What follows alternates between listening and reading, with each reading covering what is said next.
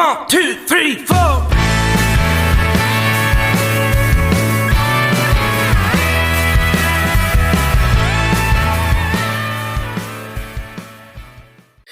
right, welcome back to Country and Cold Cans, this week's sports edition. So I'm sitting here, my main man Kyle. How you doing, buddy? How you doing, buddy? I'm doing all right. Hating the fact that it's currently snowing. Seriously, dude, I just opened the front door a minute ago. We have to make do. Pretty much, yeah. I mean, I opened the door a minute ago, looked outside, and it's like the whole parking lot's covered in snow. So it's not ideal weather for me. Awful. It's just awful. Yeah, I almost wish that there was more sports that are going to be on other than the NFL, but that's about all that it is to watch this weekend. I'm afraid this snow is going to make the Parker McCollum concert tomorrow canceled here in Raleigh. Holding out hope right now. Yeah, I haven't done it yet, but well, it's just one of those things about the South. We just cannot deal with the minor inconvenience of snow.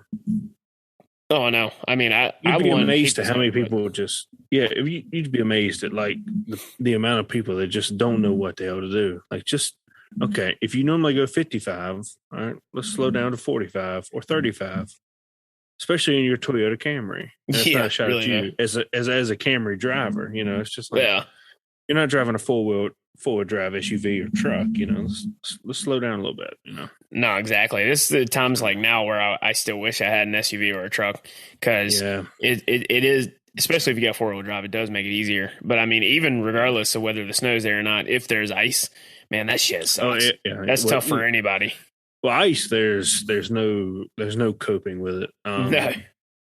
But the main reason I hate snow is the fact that I don't know if I ever told you, a couple years ago, Bailey drove and it was snowing while she went to work, but it was probably too much snow for her. And I don't think she really ever had like defensive driving classes. If the tail starts to kick towards your driver's side, you steer into where the tail of the vehicle is going. And man, when I say she ran off the road, she put it in a ditch. Oh, geez. Yeah.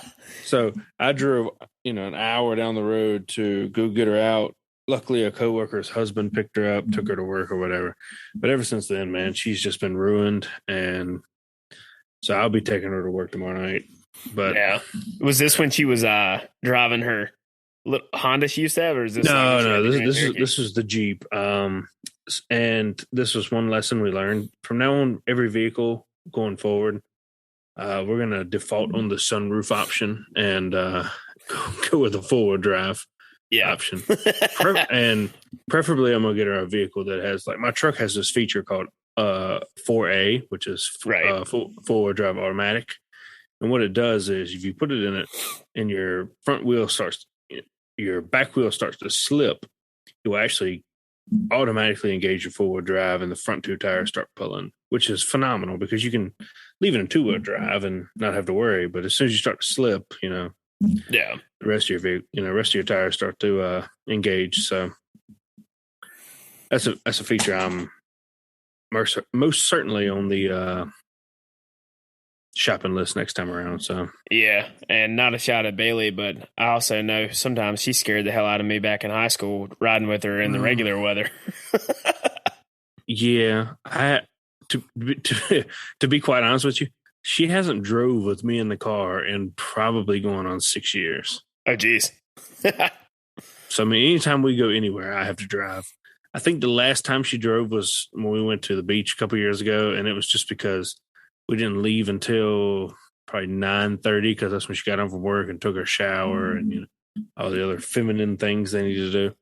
And I told her we got like probably 45 minutes from Myrtle Beach, and I was like, "Look, you got to drive. I'm falling asleep. I can't do this last 30 minutes of this drive. I will fall asleep." And I'd been up since 6 o'clock in the morning. Blah blah blah. Yeah, I was just I can't do it. So, but I slept those 30 minutes. So the last time I was fully awake was probably 6 years ago. Oh, yeah. I mean, look, this is the first time that Bailey ever really scared me, and I don't really fault her for this but so much because she was the first one in my friend group to turn 16, and she was driving, because she got her license. We're all like, hell yeah, let's go somewhere. Hell yeah. Everybody, like, she invited like 3 or 4 of us, and we got into the Honda she used to have, and that turn. It's kind of a busy stoplight on Julian Allsbrook, where Wendy's is off to the right. Mm-hmm. She was like, knew she could turn right on red, but she waited like at the worst possible timing. So she like goes up, instead of just turning right on red, like yielding or whatever, like she probably would now. Back then, being inexperienced, she sits there and comes to a complete stop. Then decides, she kind of hesitates a little bit and decides she's gonna make that right turn after it's already turned green and everybody's starting to come through there. And she had to like gun it so we wouldn't get blindsided by a bunch of cars on the incoming way. Oh yeah, scared the living hell out of me that day. Yeah, the first few months we were dating, she's about a couple months older than me, so she actually had her license before me, and those few months were an interesting few months. I was like, I don't have my license yet, but I think I'm a better driver than you. I remember I looked at her. I was like, damn, Bailey, I'm not trying to die before I even get my driver's license. Yeah. So, yeah, I don't know what it is. I think, there's always exceptions to the rules, but I don't know what it is that, at least in our friend group, the drivers that always scared me were all girls. Handful of them, yeah. There were a couple of them that were good drivers, but there were some of them that is like we was, as Carter would call it, the old shit handle. I had certainly. I would be grabbing that handle here and there, and I was trying not to say anything because you don't want to sit there and piss them off, and you don't want them to think that you're trying to explain how to drive to them either. But at the same time, I'm sitting there and I'm just like, they either would drive way like wide ass open down the road, or they would drive so slow and hit the brakes all the time. And I would like either, and both of them was just like, oh gosh, we're either going to be running into somebody or somebody's going to run into us. But 100%. I also think, look, to be fair to them, I think some of that was we were 16 years old. So I'm sure it's better now. Yeah, she's certainly a better driver now than she was then. But I mean, I think most of us probably. I think a lot of that is just. I think a lot of people trust themselves more than other people. So. Oh yeah, I think that's probably it too. I mean, classic Rock Carter. I hate riding with him. Yeah, I've never ridden with Carter that at least I can remember. I may have one time really drunk, but anyway, I can't recall. But dude, I'll say this for the listeners. I'll say this to Carter's face. Carter scares the hell out of me when I ride with him, and so is he an aggressive driver, or is he just I think he's a scared driver. Oh, that's the worst kinds. But like, he's not scared. It's just like he's not. He's not. Oh, okay. I drive kind of fast, so I think it's just because I used to as well. He has the opposite approach. He's more careful, I guess, in some ways. So it's not that he himself is scared. It's just, to me, as a person that drives over the speed limit and shit like that, it comes across that way. I don't think that he probably is actually taking it safer than I am, for all I know. Yeah. But it's just everybody's perceptions based on how they drive, right? So I think that, in my opinion, the worst kind of driver is indecisive. Indecisive. That's the word. Yeah. Either you go or you don't. Yeah. Either you merge or you don't. You can't just like half-ass it. Go. No doubt. I mean, Carter's not a terrible driver. Let me put that on record. But he does scare me sometimes. But I also got to give him a shout out. He's given us rides many times when I'm pretty sure we were annoying the shit out of him. So shout out to Classic Rock Carter for actually being willing to drive when I know that we're getting on his nerves. So that's fair. Kudos to him for that. Yeah, so 100%. I have been diving deeper in the Haley Witters. Oh yeah? Yeah. It's growing on me hardcore. Oh yeah, I'm a big Haley Witters fan, and we'll have a whole segment on her on the next full pod that we have everybody on. But dude, I'm right there with you. Like I remember I listened to her. It's growing on me a lot.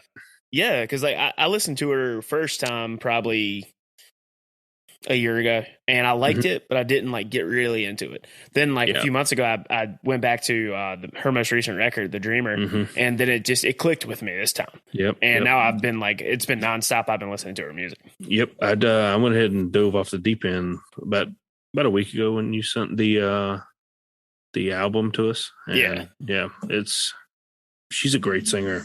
So yeah, I'm becoming a huge fan. So yeah, I'm right there with you. I love her songwriting.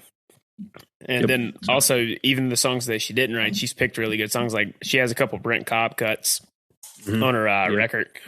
So, and I'm on the next pod when we have Andy on. I'm really interested because she has a few songs that use that play on words that I think Andy's a big fan of. So I'll be interested to hear from him. So, oh yeah, because I mean, Andy, like, admittedly, isn't as into female artists as we are. But he when he likes one, he really, really like Morgan Wade's a good example. He loves Morgan Wade. So I think that if we keep pressuring him enough, he'll listen to it a little more, and I think he'll come around on it. So, 100%. But all right, so sports edition, we've got a couple of things on the docket for you guys today. We're going to be talking about this NFL playoff weekend. We're going to be looking at the point spreads. We're going to be giving our picks for those. And then after that, we're going to dive into a little bit of we're about a month out from college baseball, so we're going to dive into the preseason rankings on that. But Kyle, you just pulled up the spreads for the excuse me, for the NFL playoff games this weekend. And what's the first one we got? So we got Bengals Titans. It's a 3.5 point spread. The Tennessee Titans are favored. With the over-under set at 47.5. I think here's my thing. Once we get into divisional round playoff games and championship round, I'm very skeptical in betting just because I think you weed out a lot of the nuance. I think teams play very conservative, at least. Yeah. Until they find an opportunity to strike compared to the regular season, just because there's a lot more to lose. Being risky. The only spread that I'm really confident in is the 49ers of Packers at 5.5. Me personally, I'm taking the Packers of that because I think the Packers easily cover 5.5 points. I don't think the 49ers have any way to match the firepower of the Packers. I think, I think this is Aaron Rodgers' year to not screw up. Tom Brady, he's especially old. Well, I mean, Brady's still killing it. He's old, but he does. But the team isn't playing at the same high level that they were last year in the playoffs, and I think that plays into it. And then we talked about the Antonio Brown thing, him walking off the field and quitting the other week. So it's like, and he's lost Godwin. He's out. Receiver. And they're talking about they might be getting Leonard Fournette back for the playoffs, which would be big for their ground game because they've got I was seeing the other day they have like 4 running backs that have been out for injury, and which is wild that they're still in the position that they're in. But I tend to agree with you on the Packers-Niners game, and I think one of the things is for 2 reasons. Like Aaron Rodgers has definitely had a MVP caliber year. He's not going to get the MVP award because of his COVID stances. That the media just hates the guy. I mean, he's not playing the game with them. Here's the thing: it wasn't like he lied to him. He just duped them, and they're really mad about it. And the traditional he just said he was immunized. He didn't say he was vaccinated. Yeah, I know. But he just took him for a dupe, and I mean, and the NFL knew he wasn't. The NFL knew he wasn't vaccinated. The Packers knew he wasn't vaccinated. He was going through the correct protocols that unvaccinated players have to go through, but the media didn't like it. And you know how the traditional blue check journos are; they don't like anybody that doesn't kiss the ring. And Aaron Rodgers got duped. Whether or not you agree with everything he said, especially that McAfee interview he did, like whether or not you agree with the what he was saying. He just basically gave a big fuck you to him, and they don't like that. Yeah. And because he's now, they're public enemy number one as far as the COVID Corona bros in the sports media. He's not going to get picked to be MVP, even if he's had a good enough year to be the MVP. That's it. That leads me to 2 questions with you, but one, I'll get to the second question in a second. But my main thing is, the NFC is essentially his to lose. I think if he doesn't at least make a Super Bowl this year, it's a glowing mark on his Hall of Fame resume. Just because of the fact that I don't think the NFC is as wide open as the AFC is. Right. The AFC, the Titans, in the same way, I think they just as easily could make it to the Super Bowl. I think they're one of the weakest 1 seeds of all time. Right. This is one of the, it's parity, which is what the NFL wants. It's just, in a way, I'm just as willing to hear an argument saying the Titans are the weakest 1 seed in a long time as I could see the Titans making a Super Bowl. Derrick Henry comes back. Yeah, and there's talk about him coming back too. So, I think he is going to be back for the playoffs. Yeah, but as far as the NFC goes, I just don't see it. I think it's a 2-team. I still think it's a 2-team race in the NFC. I think it's the Packers and the Bucs. I'm not. Yeah, I would. I know the Bucs are a little vulnerable compared to what they were last year, right? I mean, you can see that, but at the same time, until proven otherwise, I'm not ready to really count Tom Brady out in the postseason. Yeah, I'm a huge Tom Brady stan. Man. He's the GOAT. I'm a huge Tom Brady stan. It's just, in my opinion, I mean, we can look at the line and the over-under and the money line. I don't think they get past the Rams this weekend. The Rams beat the brakes off of them earlier in the season. Over-under is 48. The spread is the Rams are favored by 2.5 points, which is essentially an even line. It's pretty much a pick 'em, and they're playing in Tampa. Yeah. But the Rams went out and built a roster to play Tom Brady and the Bucs. That's the thing that they purposefully built their roster in the offseason and during the season for this game. So and I think there's a lot of pressure on Stafford because his whole career he's had the, I'm not gonna say the excuse, but like the benefit of saying, well, he's just on a crap team. Yeah.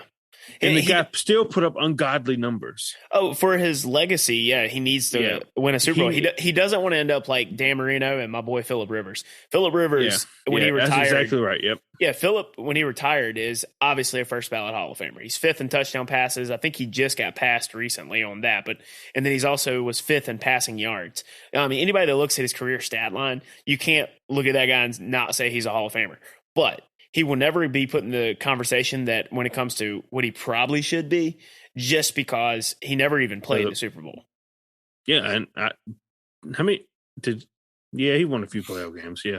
Yeah, I mean, they were the 1 seed a couple of times in the mid-2000s, but they ran into the buzzsaw that was New England multiple times back then. Right, and I think just looking at that roster is so loaded. Stafford has to at least get to the championship game. Yeah. Or it's just a I'm not gonna call it a death nail because I think he's like 34. I mean, he still has a lot of years left if you compare him to Tom Brady or any of the other current quarterbacks in the league. It's just he's got to progress. Yeah. And now the other one that I think is an interesting game, only because I'm not a Patrick Mahomes hater. I think Patrick Mahomes is actually going to be the next Tom Brady. Like the face of the league as far as quarterback the face goes. of the league. Yeah. I think he's just phenomenal. Oh yeah. I think he's going to win at least 3 Super Bowls in his career. I mean, he's already got one down. So I mean, I think that's a very realistic. I mean, he's 24 years old, I think. So it's like it's very realistic. I'll be honest, like I like Pat Mahomes. Patrick Mahomes. The reason I like watching him play is because he literally, I've said for years, he plays the quarterback position like he's playing shortstop in baseball, and he's got a baseball background. He plays it like his backyard football. Exactly. And it's fun to watch. It's fun to watch. It's a new style of quarterbacking that is just fun to watch, and he's a likable guy. I mean, yeah, he is. His brother's not. No, his brother's annoying as hell, man. I mean, I hate seeing the videos of him doing TikToks on the sideline. Yeah, especially when he did the TikTok on Sean Taylor's memorial number when they were doing the memorial for him in DC. Yeah, just go away, bro. I mean, he's riding his brother's coattails. Well, I think Pat Mahomes ought to take the Aaron Rodgers approach and just disown his family for a couple of years. But at the same time, I like the Bills, man. I do too. I like Josh Allen. I like the whole the whole machismo of the Bills Mafia, throwing dildos on the field, jumping through tables in the parking lots. Yeah, I mean, just throwing big ass blue dildos when your opponent scores. Yeah, I mean, I just like it, and I would like. Look, I think the Bills. I don't want to see them be like the '90s Bills because, we're both formerly Skins fans. Now the football team, soon to be named new team, whatever. February 2nd. Yeah. Washington got two on them in the 90s. No, in the early 90s it was us 1, Giants 1, Dallas 2, and it was four straight years. Years the Buffalo Bills couldn't win a Super Bowl because of the That's right. Yep, you're right. Yeah. But I would like to see them win one just because I think the AFC is just loaded for the next couple of years. And I think this is their year. I wouldn't bet this game at all just because I mean it's a 1.5 spread over under 54 and it's in Kansas City. I wouldn't touch this game. No, that's when it comes to just like the spread and the over under on this game, it's like you don't know how it's going to go because like both these teams, I've seen them grind out games and I've seen them put up 1 million points. And just because the Bills played literally probably the most perfect offensive game in the history of football last week against New England doesn't mean they're going to repeat that this week. And so that one's one that I would 100% steer clear of.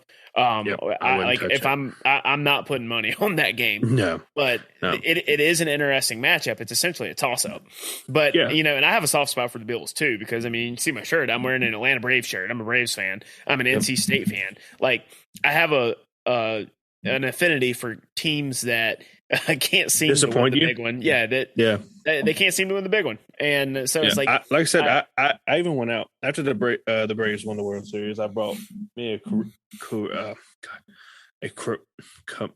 can't say the word. Commemorative. There it goes. A little mug that was made out of a bat. Oh yeah.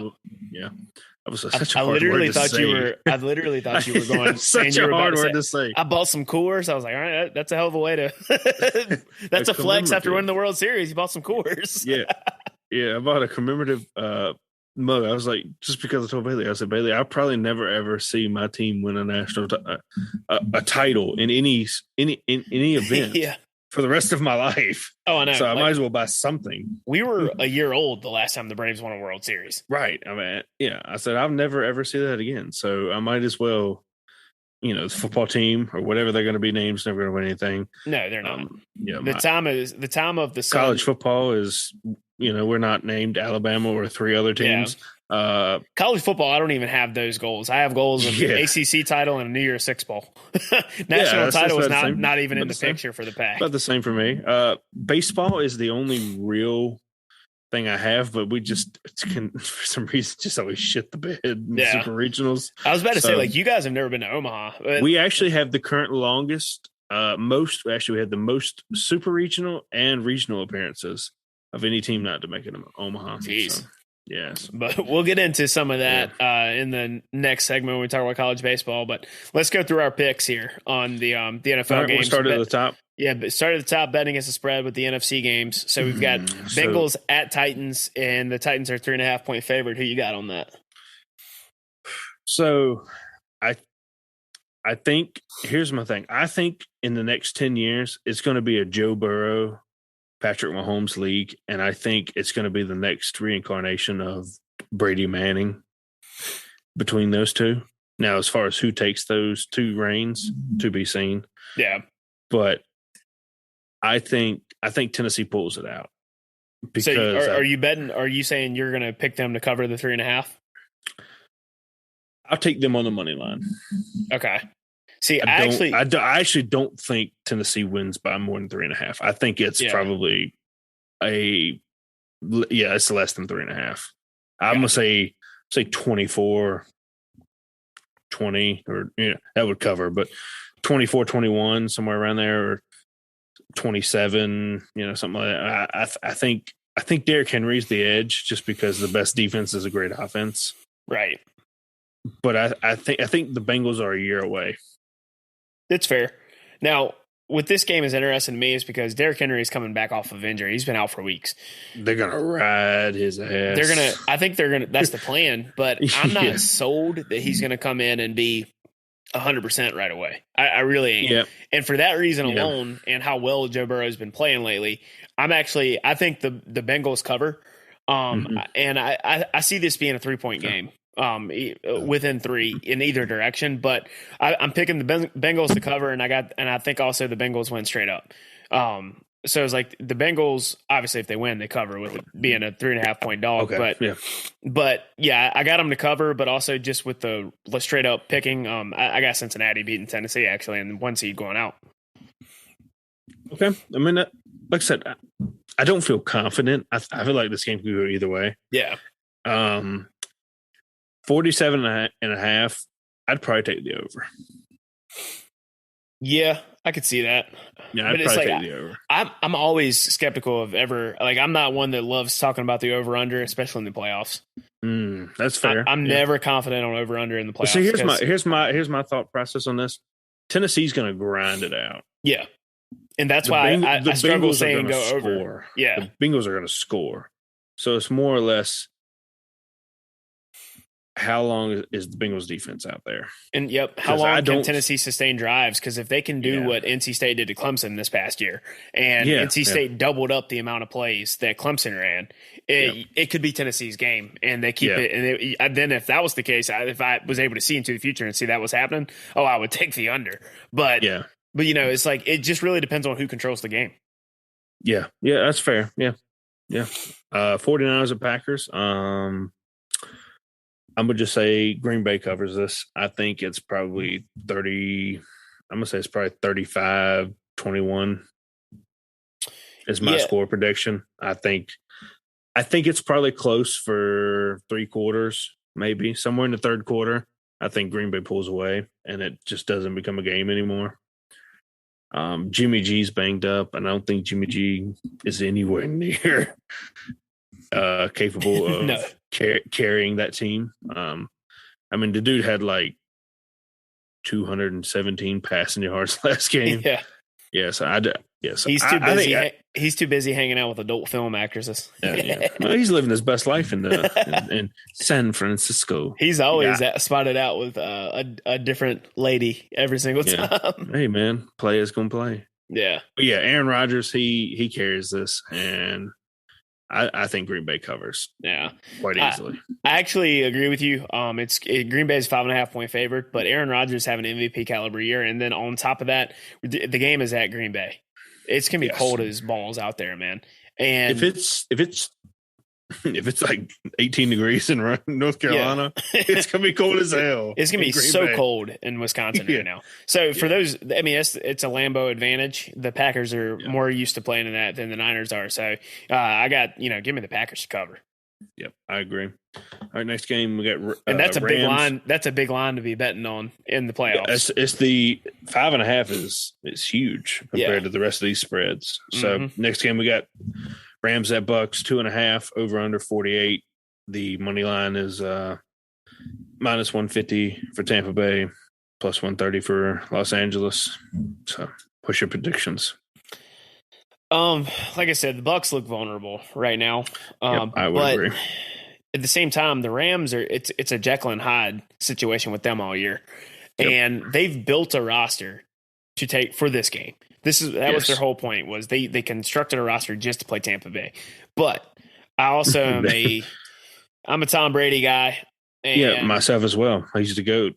Games in Tampa. One of my good buddies from Tampa, Johnny, he flew back home to Florida. He's going to be at this game. Got a couple of other friends that are going to this game. So you know what? I got Tampa covering slightly and winning by about 3. So Tampa is beat up. They have a lot of injuries. I mean, the Antonio Brown saga. They're getting Leonard Fournette back, maybe. I don't know if that's confirmed, but they've also lost Chris Godwin. So essentially, they have. They've got Evans, Gronk, and Cameron Brate, and then they also have the white guy, Scotty Turner. Is that his name? Turner. Scotty Miller. His name? Scotty Miller. That's right. Who balled out last year in the NFC Championship game. But this is one I wouldn't touch with a 10-foot pole as far as betting. Yeah. But I think who has the most to lose is Matt Stafford. Oh, definitely. He's got to win this game. He just absolutely has to. As far as his legacy goes, he can't even use he was on a shit team like when he was in Detroit. I mean, this is a star-studded roster. Yeah. And I mean, he's just got to. He didn't play great in the first round. He's just got to ball out. Yeah. And I don't know how and look, they torched Tampa in the regular season. Right. And Tampa's pass defense has not been good this year. No. So they're ripe for the picking in this matchup. Yeah. But at the same time, I would never, ever, ever bet against that man, Tom Brady. Because I've never seen someone make a 2-minute comeback drill look as easy as Tom Brady did against the Jets. Granted, it was against the Jets. Right. But, I mean, the fact that he just made it look like it was a walk in the park. Essentially, yeah. Just absurd. But it's on Matt Stafford. If he can't make it happen, that's on him. So. And one last thing about that game is it's that would be the one game that I would be willing to bet the over on. Really? Okay. Yeah, because I think it's going to be a high-scoring game. Over is 48. Yeah, I'm interesting. I'm taking the over on that one just because I really do think it's going to be a high-scoring game. I think it's going to be one of those situations where neither defense gets a ton of stops. It's going to be whoever has the ball last, or whoever's offense or whoever's defense can get a defensive takeaway and maybe even a pick six. You got a score prediction? I think first one to 35 wins. I was going to say probably 35-31. Seems about right to me. I would say first one to 35 wins. Yeah. Which would easily break the over. But yeah, easily. That's what I'm saying. Like, I this is one game I would be willing to take the over on. Interesting bet. Let's see. Logan DeBerry, blood bank guarantee. And finally, on the AFC side here. Yeah, I think which might be the best game of the weekend. Yeah, is Bills at Chiefs in Kansas City. Over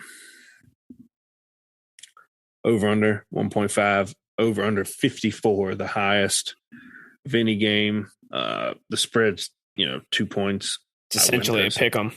Yep, it's essentially a pick 'em. What's your thoughts here, Logan? This one's tough because both teams can score points. We've seen them do it. The Chiefs went out in the offseason and did make an effort to improve their offensive line because last year in the Super Bowl, Mahomes was running for his life against that Bucs defense all night. They seem to be improved a bit on the offensive line, but I'm starting to get the feeling I think this Bills team is it's their year. Mm-hmm. And if gun to my head, I had to pick somebody in this game, with Josh Allen playing at the level that he's playing right now, I would pick the Bills to cover this, but that's not with a lot of confidence. Yeah, I don't think the Bills cover, so I wouldn't bet the spread. I actually would take the under just because I don't think there's going to be that many points, because I think the Bills are one of those teams that play to their opponent. Yeah, I think their defense is a defense that can hold the Chiefs. Just like I was talking about Matt Stafford, I think Josh Allen's moment is now, because I think Joe Burrow in Cincinnati and Patrick Mahomes will dominate the AFC for the next couple of years. It's just my prediction. I think Josh Allen will be in that mix. It's just how often. I think the AFC is just loaded as far as QB talent compared to the NFC. But I think he pulls this one out, and I think the Bills win and they meet Tennessee. Yeah, in the AFC title game. To your point about the AFC being loaded, because you have Burrow, Allen, Mahomes all in the same conference, and luckily, and you have Herbert too as well. Yeah, and Herbert's going to be an absolute star. He's one of the young quarterbacks I'm really excited about watching, because dude's got a cannon and he can score points in a hurry. And even though this isn't a popular guy to talk about, Ryan Tannehill is not terrible. No, he's had a full revival of his career. Yeah. Now he's a lot better when Derrick Henry is on the field, but I think most quarterbacks would be. Yeah. I mean, it helps when you have just a battering ram at running back. Yeah. Where if you need 4 yards, you're guaranteed to get 4 yards. Yeah. And you can't sleep on that Titans team because they were the team that, myself included, all of us, we, pretty much declared the Tom Brady era and New England Patriots era over a few years ago when they knocked him out in the first round of playoffs. Yeah. So, I mean, that team can win football games. And not too long. I mean, the Bills and the Titans were both one play away, essentially, from being in the past 2 Super Bowls over Kansas City. So I think the AFC is just really tight. Yeah. And I don't see the Chiefs going to what would be a third straight Super Bowl. Yeah. So I think that I think the Bills. I think the Bills is this year. This is their year. Unfortunately, they're just going to run into the buzzsaw that is Aaron Rodgers, in my opinion.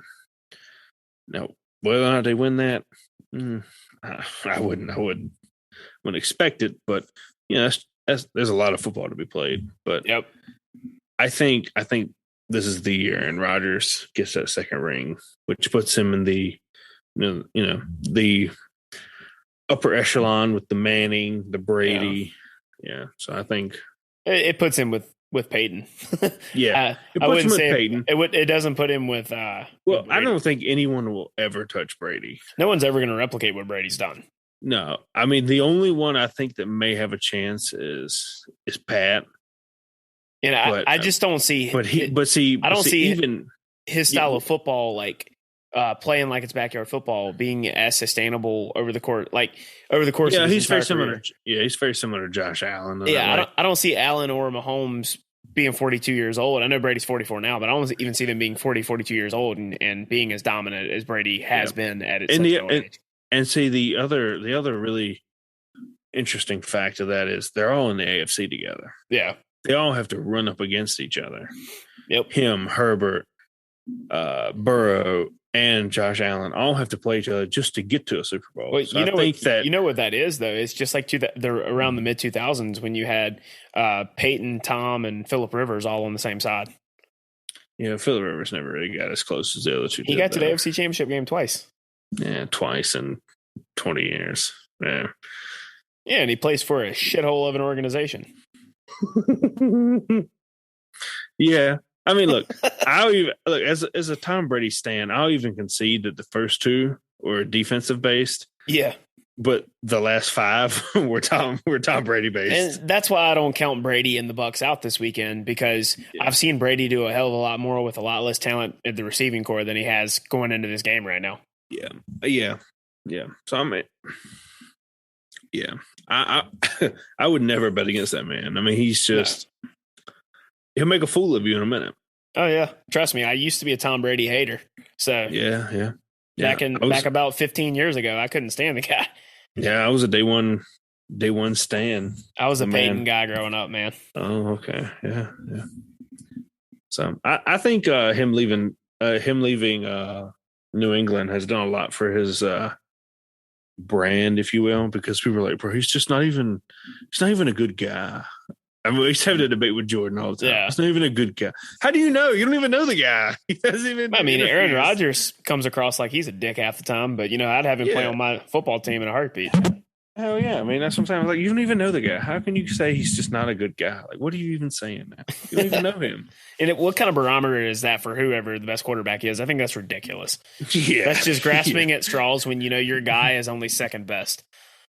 Oh, my rebuttal to that was always, yeah, I don't think Coach Cal is a good guy, but the motherfucker wins. Yeah, he wins.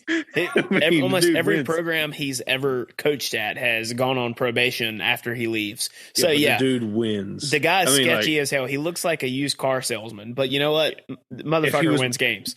Yeah, look, I mean, and I even said this about a number of things. When the Astros won the World Series, even after they cheated, I was like, bro, in college or whatever, if my team had to cheat to win a national title, I don't care if they say it's an asterisk next to it. They ain't taking that banner down. Well, you know what? Unless you're the Louisville Cardinals, but knowing what we know now, Louisville should have never took that banner down. No, they should have just told them to go F themselves and just lawyered up. Because, the irony of Jordan having that argument, he's not a good guy.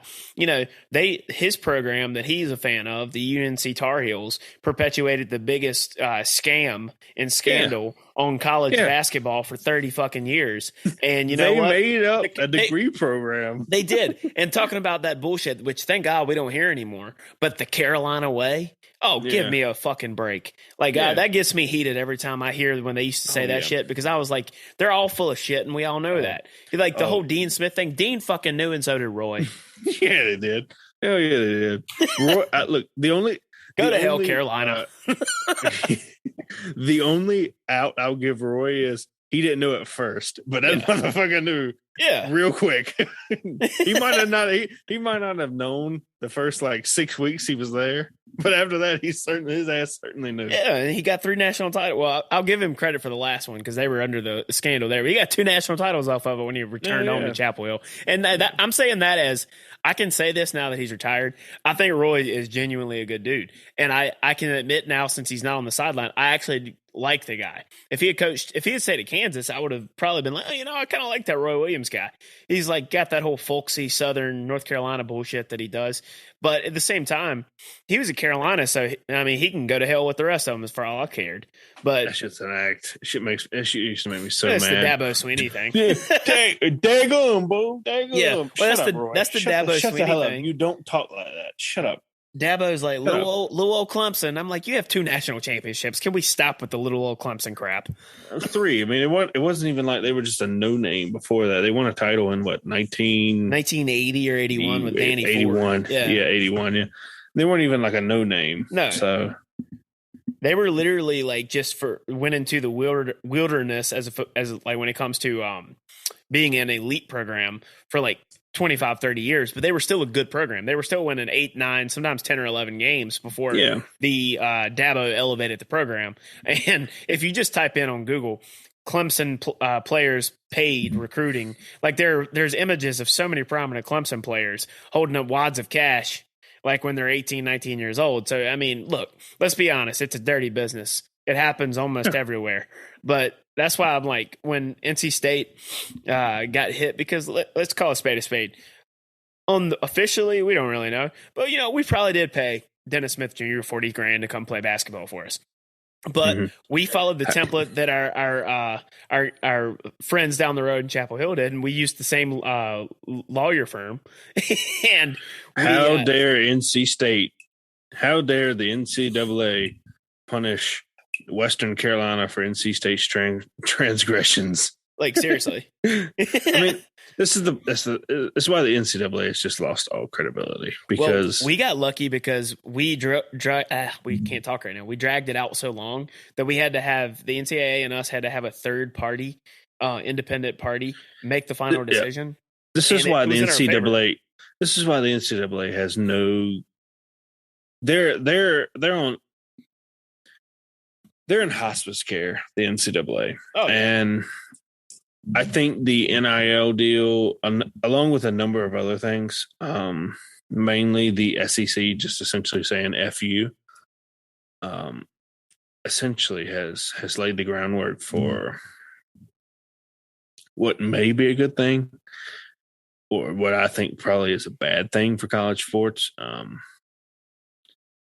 But that remains to be seen. So, yeah, we'll see. Where college football goes. I think college football will be the first one to be independent of the NCAA because the infrastructure is there and the TV contracts are there, that they really don't need it. And, as far as I'm concerned, to paraphrase, or really just to direct quote my head coach in Raleigh, as far as I'm concerned, the NCAA stands for no clue at all. Yeah. That's probably the only smart thing Dave Doran's ever said in his life. So, all right. Well, speaking of college athletics, we are about 1 month away from opening day for college baseball. Kyle and I are both fans of college baseball. Our teams are pretty good year in, year out, and looks like it's going to be the same again this year. They released some preseason rankings for college baseball here recently, and the difference in baseball versus basketball and football is there's so many different quote unquote reputable polls in baseball. Yes, it isn't like there's the coaches poll, the AP poll, which I think are both fucking jokes, but the coaches poll, the AP poll, and then in football you have the CFP. In baseball, there's just so many different media outlets that sometimes you could be ranked as high as second in the country, and sometimes you can be dropped down to 18, and you don't know what to go by because there are different media outlets that rank you things so differently. I personally am a fan of D1 baseball. I think their college baseball coverage is the most fair. I think it's the most in depth if you actually follow some of the guys on Twitter and read the articles they do. And I'm be honest, we're not an impartial show. We're not journalists. We're commentators. I like them too because they're fair to NC State when a lot of people aren't. So well, Baseball America.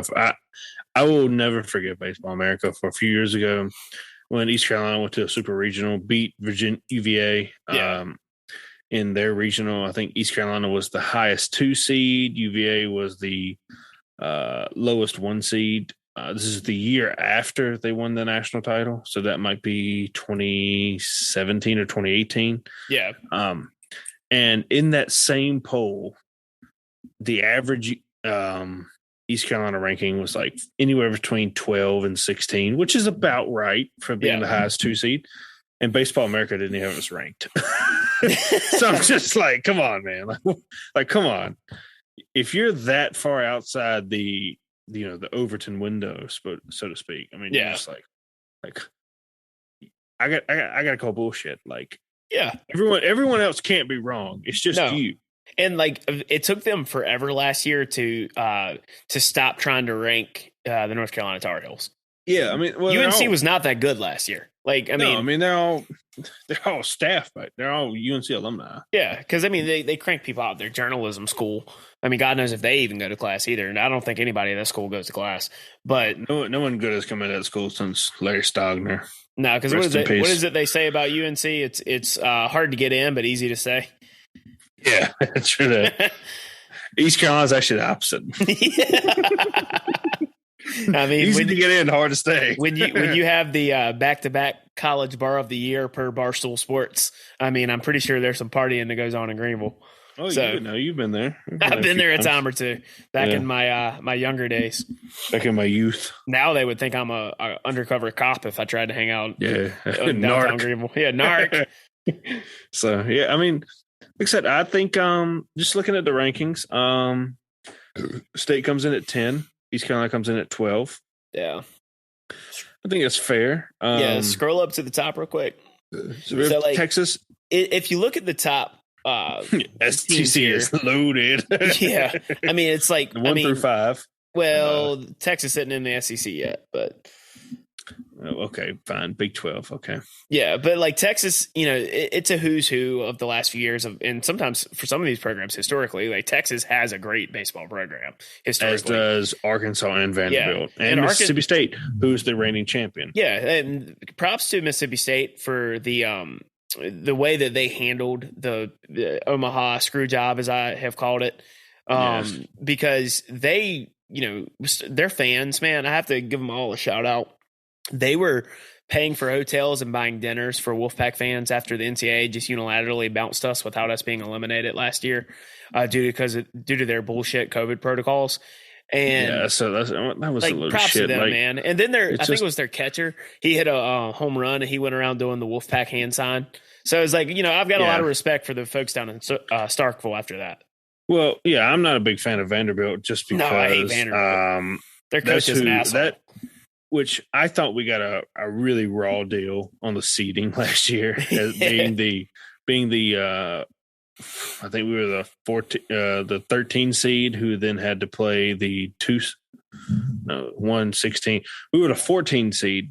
So then as soon as we won our regional, we had to play Vanderbilt, who was the 2 seed, I believe.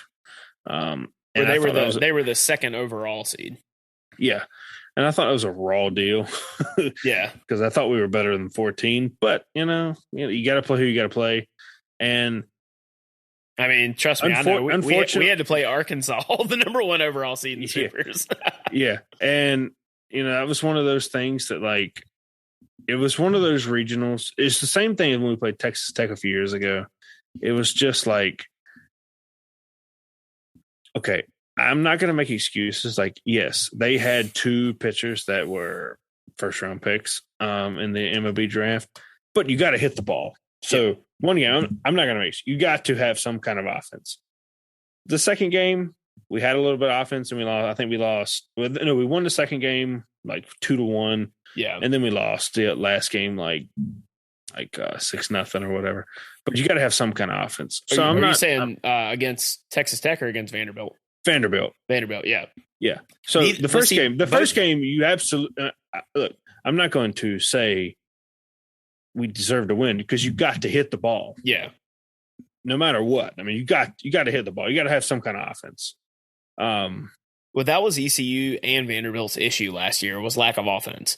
Yes. Like we had great pitching, and yes, you did, and so did they. Because I mean that starting rotation, first 2 in their starting rotation, Kumar Rocker and Matt Leiter, Jack Leiter, Jack Leiter, yes, Al's that's kid. right. Like those are 2 bona fide studs that are both going to be pros, you know. And so that's a tough. I mean, look, trust me, I get it. We had to play them. We played them twice. Should have played them a third time in Omaha, but we had to run against both those guys. And the game that we beat them in, when we had our full roster available, it was a 1-0 game that Jose Torres hit a shot over the right field fence, and that was the difference in the game because our ace and their ace just had a pitcher's duel. Yeah, I mean, so I'm not here to make excuses. You know, you got to have some offense. I think the first game we lost like I don't even remember what it was. I think it was like 5-6-0. But you've got to hit the ball. But I thought the only real complaint is I thought we got a raw deal on the seeding. But you still got to win the damn hand you're dealt. Yeah, I think just looking at the overall rankings, I think they're fairly fair. Yeah, especially as far as preseason rankings can go. Yeah.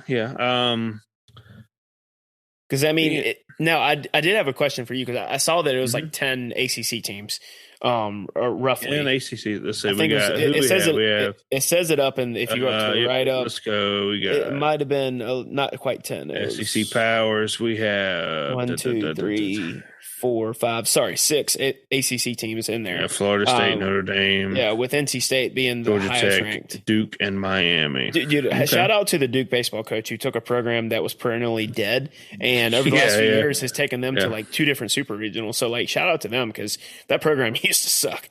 But the ACC is a really good baseball conference, and they but like State, I don't know how much of this is reputation from last year's squad or not, because we don't really return but 2 position players that started last year. And so here's my thing. But our pitching is going to be top tier again. But we reload it because we got a bunch of like really sought after transfers, a couple of one of the highest ranked JUCO players, and then we had a great recruiting class that has Cozart, Tommy White, and Peyton Green are all 3 of the top 50 or top 100 players of the class that people are just like really excited to see. And there've been good reports coming out of camp for them. So here's the thing. I don't know anything about Georgia Tech. Duke and Miami, in my opinion, 20 through 25 changes a lot. Yeah, it does. All depends on how your midweek, how your weekend series went. So that's not a knock on the ACC, but they're ranked. So good for them. But that 25 spot can change if you go 1-3. Oh yeah, weekend series or 1-2. Last year we started the season 1-8. Yeah, Florida State's perennially good. Notre Dame, they got their ass spanked in a regional, so I don't know what they're going to be. I don't know what they're returning either, but I do know they had a couple of guys announce they were coming back, and they were a power hitting club last year. Their head coach is actually our second baseman's dad. Weirdly enough, JT Jarrett's dad is their head coach. But curiously enough, from the ACC squad, the 2 of them that are normally in the top 20, really 3 of them that are normally in the top 25 that are not mentioned in this is Louisville, Clemson, and North Carolina. None of those teams seem to have as much, hype coming into the year. Well, Mike Fox is losing his touch. Well, Mike Fox isn't there anymore. Oh, he's left Carolina. Yeah, he retired. They've had a new coach for a couple years, but let's see. Who received votes? Yeah, that's a good question. Scroll up a little bit because you just went past it. There it is. Oh no, we didn't go past it. I don't know. Do they not do like the AP or the coaches poll? They must not. So I did have a question about. So when did Dallas Baptist end up in the American? No, they're not. So if you read, it says Big West in the Big West Conference. Oh, and Missouri Valley. Okay. Yeah. So I misread that. My reading comprehension must suck. Yeah. There's the Big West. Yeah. So there's one American team. That's probably fair because we usually put the spanking on the conference. Well, so. Who else has been a solid baseball program out of the American? So usually Cincinnati's a decent team. Yeah. They're usually like a 3 or 4 seed, as well as Central Florida. They're usually a decent team. Wichita State is terrible. That's usually it. Usually they put 3, maybe 4 teams in the regionals, but usually it's us who is the top ranked dog. Yeah, at the conference. So we're a baseball school, Oh yeah, no. I agree. You got to. And I was ecstatic to see Cliff Godwin turn down the. Well, I'm not say turn down. He was interviewed for a number of SEC jobs and either wasn't given it or turned it down. I'm gonna say turned it down just because I'm a stan. Yeah, but yeah. So I was actually about to say Cliff Godwin's one of the best. He non-Power 5 coaches in America, and is arguably in my mind one of in baseball. Yeah, no, but like that's how. That's how everybody. It does exist. It doesn't exist. But that's how we look at the conference. It does exist. It doesn't exist. I mean, y'all finally broke through to the playoff, and we turned out like everybody not named Clemson. Pretty much, yeah. But either way, there's no denying that the ACC slate is. On a side note, I'm so glad Michigan got spanked too. I am too. Screw Harbaugh, man. Well, not even that. It's just I don't like because I knew what was I knew the talking point that was about to go out, and then Michigan got spanked. So I was like, thank God. Oh, I know. So, if Cincinnati had been the only one that got just ran through, the talking point was going out. It would have been incessant in the traditional media. Yeah, but there's no denying that the ACC slate in baseball is tougher than the American. There's no denying. We play you guys. I know we have a weekend series with you. We have a weekend series. Yeah, you have a weekend series with us, but that's your out of conference games. Like your conference slate, which makes up the majority of your weekend series, are still your the sisters of the poor from the American. Like the ACC is consistently either the second or third best conference in America in baseball. All right, I tell you what, bookmark this, and we will take a note of this at the time of the regional announcements. Oh yeah, because since you and I both have an interest in this, I do want to do some more pods throughout the year on college baseball. Let's something we don't really get. Let's bookmark this, and we'll talk in the end of May. Yeah, because I would be interested to see how the ACC stands up. Also, we did beat you guys 2 years ago in a regional. So. Yeah, you did. Yeah, so. But I mean, if we're talking about the past, how many times have you been to Omaha? Yeah, well, that's unrelated. We've been three. We've been 3 times. You won a national title, so yeah, about the same. Yeah, but at least we've had a chance to play for one. Yeah, no, you didn't. The NCAA took it away from you.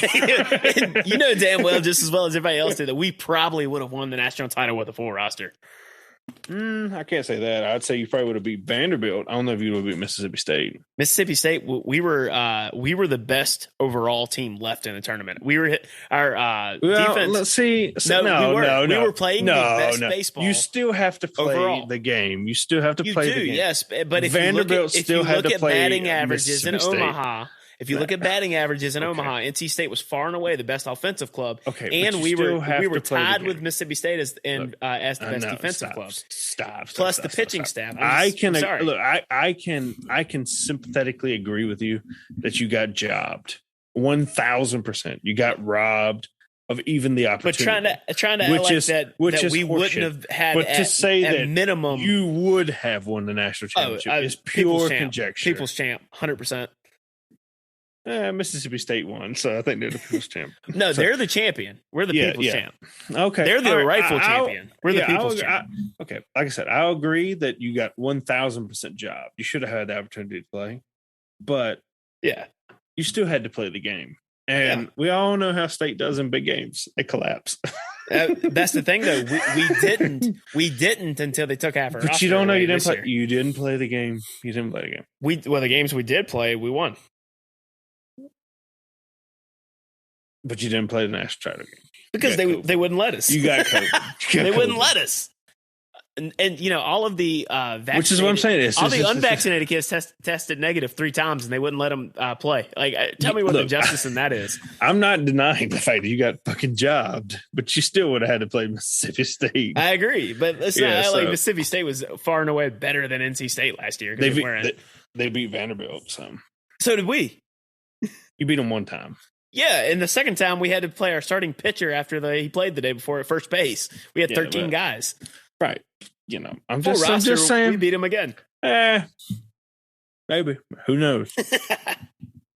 Hey, I do want to see. We need to look up once we get done recording when the NC State East Carolina series is. Because I think we should. It is the. Hold on, I can give it to you right now. We should try to go to. So I know the ECU UNC series got moved to a Greenville series. Yep, there it is. Let's look it up.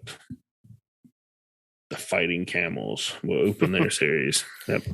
Campbell is not a bad team, though. No, they're not. No, actually, they're not. I think they beat us last year when we were started off. They beat us on a Wednesday. Yeah, they beat us on a Wednesday. Yeah. Okay, so that's Okay, so one of these games was supposed to be in Greensboro. It is. Greensboro. You're playing in Greenville on the 27th. That's weird that they're playing. So the first two in Chapel Hill. Yeah. So the middle game here, the Saturday game was originally supposed to be in Greensboro, and something happened, and they changed it. I don't know. Let's see. That's a Claire Classic. Blah blah blah. And so we played we played a 29th. Greenville on Tuesday. Yep. So there's also a home game in state somewhere because I know it's a home and home. Yeah. There it is. April 26th. We're probably playing it at Doak then. Yeah. The 20. Yeah. That's in Raleigh. So yeah. I wonder which one would be the easiest for us to get to. The April game would be warmer. Yeah, it would be. The March games. Well, they're both on a Tuesday. Yeah. So I mean, here's the problem with that. You always throw like a sophomore. Yeah, I know. Yeah, it's not a weekend series. Like, I mean, the Carolina series is actually a weekend series. Because you actually get your studs. Yeah, as opposed to. Yeah, so I mean, you're right though. Like midweek games, they're all right, but they don't really tell you a whole lot about your squad. Because the pitching is, like you said, you're throwing young guys just to get them some experience, dudes that otherwise you probably would bring out of the pen for an inning or two. The weekend series are much more fun, but So I mean, we'll see what happens. St. Mary's, where is St.? Is that the West Coast team? I think it is. But so we got a UNCW Tuesday game. Yeah, so we play State on the 29th of March and the 26th of April. So another Tuesday game against Duke. So it should be interesting. Let's we'll have to follow along college baseball this year. Do some side pods like this because, like we said, I know the other guys don't care about sports as much, and they definitely don't care about college baseball. So they're a bunch of communists. So, well, for this edition of Country and Cold Can Sports edition, this is Logan sitting here with Kyle, and Kyle's wrong about the ACC is superior to the American, but we'll have that argument on another pod. We'll see you next time. 1, 2, 3, 4.